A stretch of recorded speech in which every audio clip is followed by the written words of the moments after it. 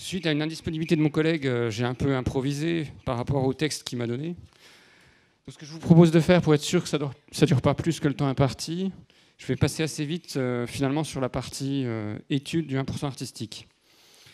Donc la région Bourgogne-Franche-Comté a travaillé sur les 1% artistiques de 2011 à 2015 sur 58 établissements, 85 sites en Franche-Comté et en ex-Bourgogne où il y a 80 lycées, pas systématiquement étudiés, et au contraire des œuvres d'art du 1% artistique qui l'ont été en 2009.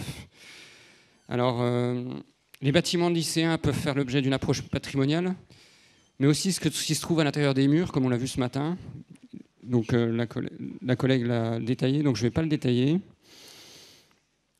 Donc, la construction d'un bâtiment donnait lieu souvent à une construction, enfin à l'achat d'une œuvre ou à la mise en œuvre, voire la construction d'une œuvre qu'on appelle le 1%. Donc ça s'inscrit dans la tradition de la commande publique d'œuvres d'art et celle de la commande dans l'espace public, influencée par les idées d'œuvres d'art totales. Jean Zay, qui était ministre de l'Éducation et des Beaux-Arts, a déposé en 1936 un projet de loi qui est resté sans suite, afin que dans tous les projets de construction neuve exécutés par l'État, les départements, les communes et les établissements publics, un pourcentage d'au moins 1,5% de la dépense soit affecté aux travaux de décoration et être réservé à des artistes, peintres, sculpteurs et décorateurs. Alors là, il y a un franc-comtois qui intervient cette fois-ci, c'est Edgar Faure, qui était ministre du budget en 1950. Donc lui, il a négocié apparemment, on n'est plus qu'à 1% du montant des travaux dans les établissements de l'éducation nationale. Et ce principe, il a été élargi à la plupart des constructions publiques. Le décret du 18 mai 1951, dit du 1% artistique ou 1% décoratif, précise que 1% des sommes consacrées pour chaque construction d'établissement scolaire ou universitaire devra financer la réalisation d'une œuvre d'art contemporaine intégrée au projet architectural. Alors c'est à l'architecte revient la charge de proposer l'artiste, dont le projet est ensuite examiné et discuté par une commission d'experts. Donc aujourd'hui, il y a une procédure qui est encadrée par le décret de 2002-677 du 29 avril 2002 et les arrêtés spécifiques du ministère de la Défense. Et depuis même le 1er avril 2019, ceux qui pratiquent un peu connaissent, il y a eu un nouveau code de la commande publique. Ça doit être le 3e que je connais en 15 ans. Donc dans ces articles, je vous épargne les numéros d'articles, mais c'est vers le L2172 et le R2172 qui définit la procédure. Alors, sur les œuvres du 1% artistique, en fait, mon collègue a détaillé un peu tous les artistes qui se sont penchés sur les lycées franc-comtois. Mais bon, je suis loin de connaître tous ces artistes-là, donc on ne va peut-être pas les détailler, mais je vais quand même vous dire que Picasso, Matisse ont fait des œuvres du 1% artistique. Donc les œuvres qu'on a dans cette procédure d'achat, finalement, elles ne sont pas anecdotiques. Il y a quand même des grands artistes qui ont fait des œuvres. Donc la modeste étude, comme il l'écrit, de M. Méraud et du service inventaire de la région Bourgogne-Franche-Comté, a observé ce si improbable mariage arrangé entre la raison fonctionnelle du béton préfabriqué et des chemins de grue et des artistes, tel qu'alors encore le prix de Rome les sanctionne et leur ouvre la voie royale de la commande publique. Puis ensuite, c'est un choix décentralisé avec des jurys, un peu à la manière des concours d'architecture. Alors l'étude indique la variété des formes de relations entre l'œuvre et l'architecture. Ça va de la fusion, hein, on a des lycées où finalement les fenêtres sont des vitraux et c'est le 1% artistique, voire même encore plus intime, vous verrez tout à l'heure, je vais vous montrer des photos. Mosaïque, peinture appliquée directement sur les parois, et on va jusqu'à des œuvres meubles qu'on peut transporter ailleurs, et ça a donné lieu justement à des disparitions, des destructions. Voilà, donc l'étude, elle a analysé toutes ces œuvres-là. Alors j'avais prévu de vous montrer à un moment donné comment fonctionne le portail bourguignon-franc-comtois, qui permet d'accéder à toutes les œuvres, et puis même à toutes les études de le service inventaire. Mais comme il n'y a pas de connexion Internet sur l'ordinateur, vous n'aurez pas de démonstration interactive. Comme ça, on est sûr que ça fonctionne. Donc, les œuvres. En ex-Bourgogne, on a identifié 95 œuvres d'art.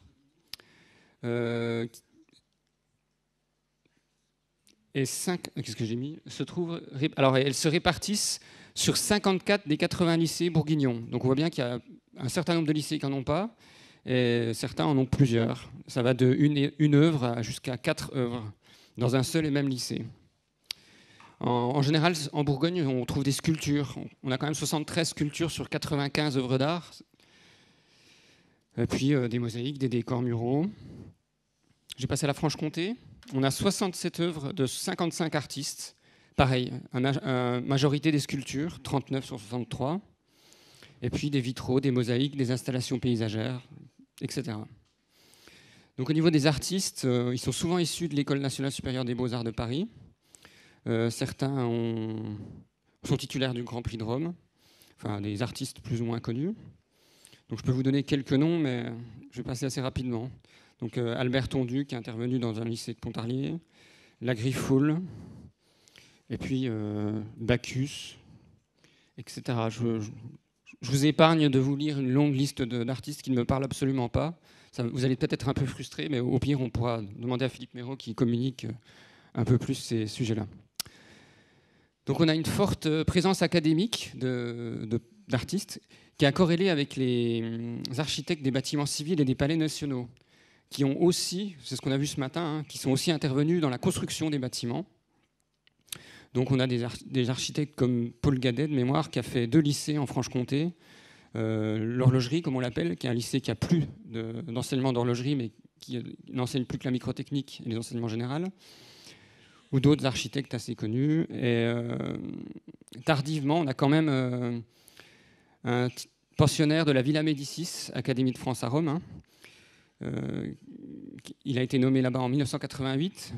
Et Bernard Quirault, il a livré 2 lycées, un lycée neuf à Besançon, et il a rénové un autre lycée, le lycée Condé. Donc ce sont 2 œuvres, parmi ses premières œuvres, en tout cas celle de 92, je crois que c'était la première œuvre en sortant de la Villa Médicis. Qu'est-ce que je peux vous dire d'autre ? Sur les œuvres dans les lycées franc-comtois, on se rend compte qu'il y a certains artistes qui ont fait un certain nombre d'œuvres quand même. Georges Oudot, il a dû faire 5 œuvres. Je crois que c'est d'ailleurs l'auteur d'une des œuvres que je vais vous montrer après. Je vais passer à la suite. Simplement pour vous montrer. Donc là, on est au lycée Pergaud. Donc le bâtiment que vous voyez là, ça c'est les 2/3, non, la moitié du bâtiment qui se trouve devant. Il y en a 2 autres derrière, encore plus grands. Donc c'est vraiment le lycée standard 1964, je crois. Ici, vous voyez, il y a une œuvre d'art, ici, du 1% artistique. Donc c'est Oudot, dont je viens de parler à l'instant. Donc là, vous avez une certitude. Je ne vais pas vous faire jouer en vous demandant où est la deuxième œuvre, mais il y a une deuxième œuvre là sur la photo en haut à droite. En fait, tout ça, l'espèce de portique d'entrée, c'est aussi une œuvre du 1% artistique. Donc vous voyez, elle est environ à 3 mètres d'une nationale. Donc dans l'idéal, il faudrait créer un parvis, mais je vais devoir me retrouver à éloigner, à déménager une œuvre d'art qu'on va qualifier de monumentale. Je pense que je ne me trompe pas. Voilà.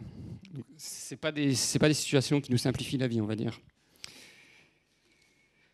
Donc maintenant, je vais parler d'inégalité, grandeur et misère de l'art au lycée, comme l'a intitulé mon collègue. Donc, le problème qu'on a, c'est que les œuvres, elles ont été pas forcément bien respectées. Il y a des œuvres qui ont disparu, qui ont été détruites, et puis d'autres qui ont été volées même. Alors certains, c'est pour faire de la place dans un hall, on a enlevé l'œuvre qui était là, puis personne ne sait où elle est. D'autres fois, mon collègue a fait des recherches et une œuvre qui, soi-disant, n'avait jamais existé, on la retrouve en photo en 1976, mais plus personne ne s'en souvient, hein, surtout pas. Je pense que ceux-là, ils pourraient vous dire exactement ce qu'ils en ont fait, mais bref.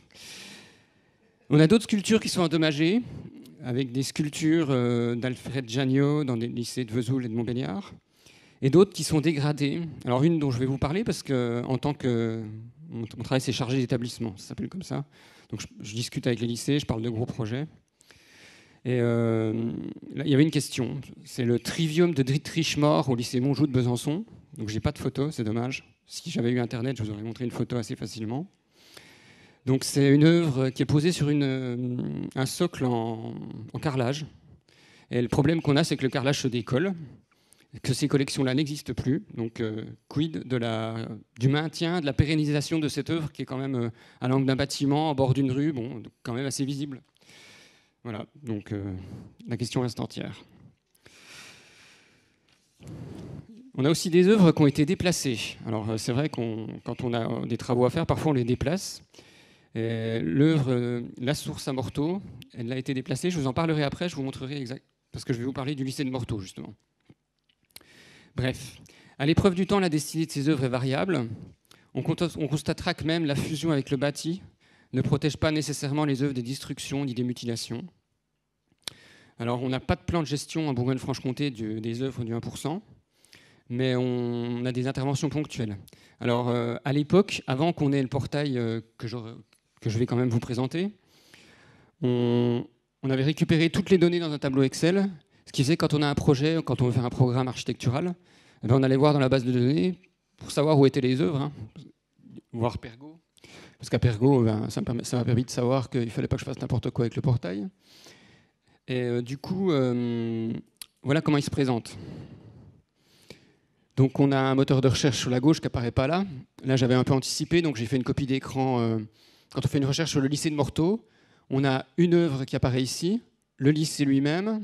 Alors, il a été école professionnelle, donc il apparaît comme ça. Une statue colossale, la source dont je vous ai parlé tout à l'heure, et une sculpture. Je ne sais pas si j'ai une photo de la... Ouais, je comptais cliquer pour vous montrer la photo de la source. Donc on ne la verra pas. Mais c'est une sculpture assez monumentale qui a été déplacée. Et maintenant, elle est au milieu d'un parvis. Enfin, d'un parvis. Une gare routière, plutôt. Et elle est à 10 mètres de la clôture du lycée. Donc je ne savais même pas que c'était une œuvre du lycée. Voilà. Et je ne sais pas si quelqu'un à la ville de Morteau le sait encore. Bref. Donc c'est une œuvre un peu qui a dérivé. Voilà. Mais bon, au moins, elle n'a pas disparu. Alors maintenant, je vais vous parler de ce que je fais de tout ça dans mon métier, entre guillemets, quotidien, parce qu'on ne lance pas des projets tous les jours, mais quand même. Donc quand on a un projet, en fait, on va sur le portail et on se renseigne. Donc là, le lycée de Morteau, c'est ce que j'avais fait à l'époque. Et il y a différents exemples. Donc ici, vous êtes au lycée de Morteau, le site qui a été construit en 1987 et qu'on rénove aujourd'hui. Donc là, vous avez une œuvre de Gonesse avec toute une installation avec des murs, des sculptures, enfin une œuvre cohérente, on va dire. Et là, c'est l'accès principal de tous les élèves. Il y a 1400 élèves au lycée de Morteau. Donc, évidemment, il va falloir le mettre en accessibilité. Donc ça, c'est une tranche conditionnelle qui n'a pas encore disparu, donc ça va se faire. Donc on a pris rendez-vous avec l'artiste, et puis l'architecte et l'artiste ont échangé. Donc il y a un plan pour créer une rampe, pas comme celle-ci, une rampe avec les bonnes inclinaisons. Et avec ça, on devrait pouvoir obtenir une entrée rénovée, propre, accessible, et une œuvre qui sera préservée. Alors je ne dis pas qu'elle sera identique, mais comme l'artiste participe aux travaux, je peux espérer que ça se passe bien. On a une extension, donc il y a tranche ferme. Alors, je vous présente quand même un peu ce qu'on fait. Donc ça, c'est un bâtiment qui va abriter des ateliers d'horlogerie, principalement. Là-bas, on a aussi de la bijouterie, de la microtechnique. Donc on livre en février 2020. Donc c'est exceptionnel l'état dans lequel le bâtiment est. Ça, c'était il y a une semaine. On est dans les temps, ça arrive. Donc si on se retourne, c'est très rare. Hein. Si on se retourne, puis qu'on regarde par ici, je ne sais pas si vous voyez, il y a des couleurs là derrière. Donc ça, ce sera la salle polyvalente à gauche. Puis là, il y aura la cafétéria des élèves, et puis un grand hall pour que les élèves soient à l'abri, parce qu'il y a un climat très rude là-haut, enfin très rude, de moins en moins. Et bon, non c'est vrai, hein, c'est un peu triste même. Et vous imaginez qu'on va peut-être inaugurer le bâtiment soit ici, soit là. Le seul problème, c'est que là, on est dans le hall qui sera le hall principal pour les élèves. Et en fait, ça, c'est une œuvre d'art. Tout ça. Je vais vous la présenter un peu plus largement. On conçoit bien qu'il y a quand même un problème de décalage entre des bâtiments qui seront neufs et dans un état parfait, entre guillemets, et puis ce qu'on aura laissé.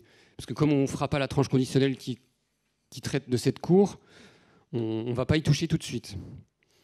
Alors, l'œuvre vue du dessus, c'est une œuvre de combi. Donc, ça va d'ici avec des éléments en lamellé collé, et puis des murs, des rampes, avec du carrelage. Et puis pareil, il fait -15 par là-bas. Il y a de la neige. Donc le carrelage en extérieur, c'est pas fait pour. Donc là, le lycée, il a déjà beaucoup joué le jeu. Il essaye de ramasser les carreaux qui tombent, il en remet. Mais c'est la collection 1986, hein, donc on ne retrouve rien. Donc voilà, mes questions à moi, c'était à mes collègues de l'inventaire, la première fois que je les ai vus, c'est: vous pourriez me dire comment on entretient, à qui je m'adresse? Ils travaillent à l'inventaire, hein, ils travaillent pas. C'est pas un service technique de rénovation des œuvres d'art. Donc j'ai toujours pas de réponse. Et puis pareil, la deuxième question, c'est comment je retrouve les ayants droit de Monsieur Combi? Parce que je suis pas généalogiste, c'est pas mon travail, j'ai pas que ça à faire. Donc le jour où je veux toucher à ça, je suis censé me prendre à tâche avec ses descendants. Pas simple. Hein. En plus, il est du Sud. Ça serait trop facile s'il était comme Gonesse de Franc-Comtois. Donc c'est loin, donc on ne peut pas s'abuser à y aller le week-end. Hein, c'est impossible. Donc voilà l'œuvre d'un peu plus près. Bon, là, c'est pas trop dégradé. J'ai pas pris le temps de sortir les photos où on voyait qu'il y avait des dégradations. Puis la photo, elle est peut-être de 2016, donc aujourd'hui, c'est peut-être moins bien. Mais surtout, sur cette œuvre-là, on a un autre problème. C'est les éléments lamellés-collés. Donc c'est absolument pas fait pour être en extérieur, encore moins là-bas. Donc vous voyez ce qui se passe.